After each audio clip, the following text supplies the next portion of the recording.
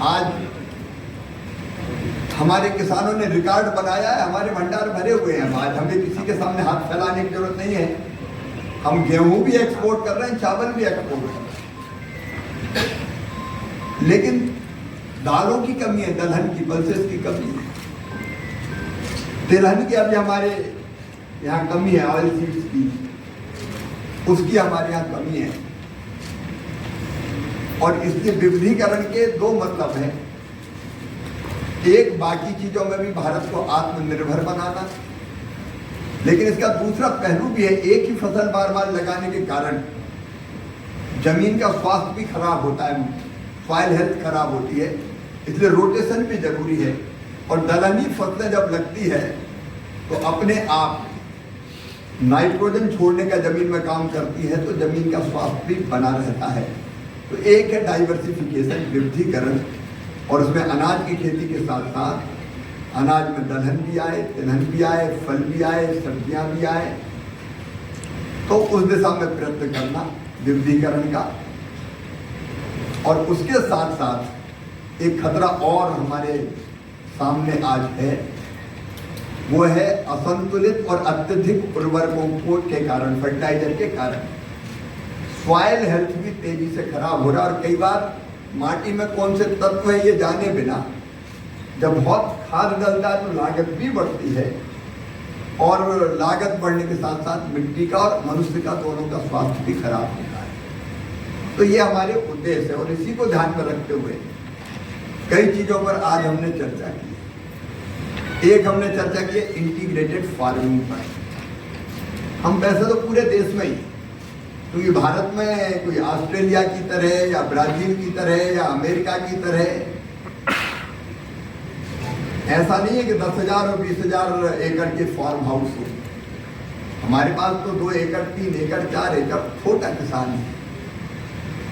Land holding कम है, तो कम land holding में कैसे वो ज्यादा उत्पादन करे, उसकी आजीविका कैसे चले। इसलिए प्रधानमंत्री जी के मार्गदर्शन में हमने इंटीग्रेटेड फार्मिंग के कई मॉडल पर बनाए हैं। इंटीग्रेटेड फार्मिंग का मतलब है वो अनाज भी लगाए, लेकिन छोटा ही खेत हो तो फल भी कुछ लगाए, सब्जी भी लगाए, जिनकी रुचि है वो पशुपालन करें, मछली पालन भी करें, मधुमक्खी पालन भी करें, वो एग्रो फॉरेस्ट्री की तरफ भी जा सकते हैं, मतलब पेड़ों की खेती भी कर सकते हैं। उसके अलग अलग मॉडल हमने तैयार किए। आज विस्तार से चर्चा की कि हम पूर्वी भारत के इन राज्यों में इंटीग्रेटेड फार्मिंग को कैसे पॉपुलर करें ताकि किसान की आय ज़्यादा बढ़ सके। एक और हमने अंतर देखा, ऋण का जो प्रवाह है, लोन जो किसान लेते हैं वो इन राज्यों में, बिहार जैसे राज्यों में भी काफ़ी कम लेते हैं। बिहार में, झारखंड में, थोड़े उड़ीसा में लेते हैं, बंगाल में लेते हैं। लेकिन अगर हमको परंपरागत खेती के अलावा हमको आधुनिक तकनीकी का इस्तेमाल करके इंटीग्रेटेड फार्मिंग हो, बागवानी हो, हॉर्टिकल्चर हो, इसकी खेती करनी है तो पूंजी भी लगेगी। तो इस पर भी हमने आज चर्चा की कि ऋण का प्रवाह इन राज्यों में कैसे बढ़े, क्योंकि राज्य में और राज्य में भी कई जिलों में अंतर है, नाम मात्र का जा रहा है। केसीसी का लोन भी कई बार उतना नहीं जाता जितना जाना चाहिए। तो उस पर भी इंटीग्रेटेड फार्मिंग के यहाँ के मॉडल बना के उस दिशा में हम काम करने का प्रयास करेंगे। हमने एक फैसला और किया है, खेत बचाओ अभियान 1 जून से 15 जून तक पूरे देश में हम इसके लिए चलाएंगे कि खेतों में संतुलित खाद का उपयोग हो, जो आवश्यक है वो जरूर हो, लेकिन उसके लिए एजुकेट करने की कोशिश करना। तो वो अभियान भी चलेगा, लेकिन उसके साथ साथ हम फार्मर आईडी बनाने का अभियान भी। फार्मर आईडी का मतलब है किसानों की एक ऐसी पहचान जिससे उसी आईडी में किसान की पूरी संपत्ति, उसका ब्यौरा, कितनी खेती है, इवन अपलोड कर सकते हैं कौन सी फसल लगाई है। तो फार्मर आईडी बनाने का काम हम तेजी से कर रहे हैं। अभी 1,65,00,000 फार्मर आईडी पूरे देश में बनाए जा चुके हैं। कुछ राज्यों में अब ये काम तेजी से होना है। 2 राज्यों में ये काम शुरू नहीं हुआ है फार्मर आईडी बनने का। उन राज्यों में भी बंगाल और झारखंड, 2 राज्यों में शुरू नहीं हुआ है। छत्तीसगढ़ में काफ़ी तेजी से चला है, बिहार में भी काम चल रहा, उड़ीसा में भी चल रहा। तो आज तय किया है कि हम हर एक किसान का फार्मर आईडी बनाएंगे। उसका फायदा ये होगा कि अगर उसको किसी भी योजना का लाभ लेना है, अगर उसको लोन लेने जाना है, तो बैंक में किसी कागज की जरूरत नहीं, फार्मर आईडी रखेगा तो पूरा विवरण उस फार्मर आईडी में होगा और 2 मिनट में उसको लोन सेंक्शन हो सकता है। डीबीटी के माध्यम से सीधे उसके खाते में पैसा डालना है, आसानी से डाला जा सकता है। योजनाओं का लाभ उस तक पहुंचाना है।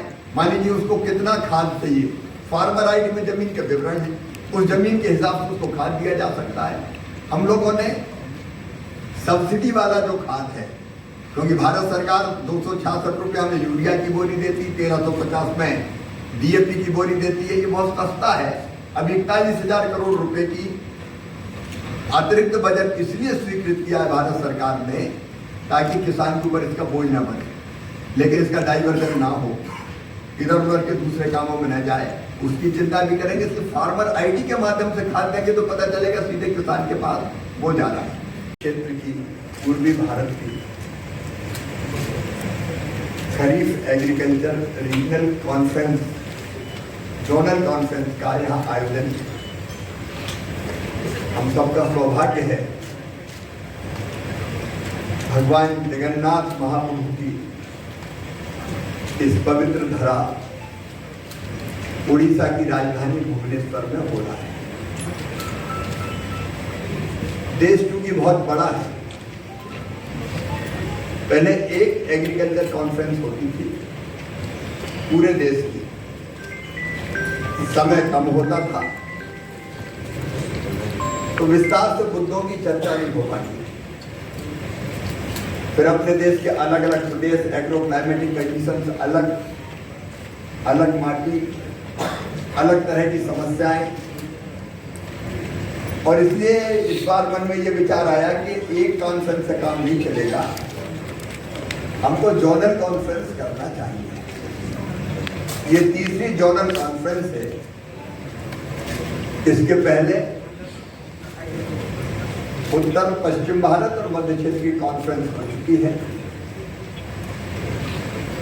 और इस जोनल कॉन्फ्रेंस में उड़ीसा, बिहार, छत्तीसगढ़, झारखंड और बंगाल, ये 5 राज्य शामिल है। मेरे दोनों सहयोगी केंद्रीय राज्य मंत्री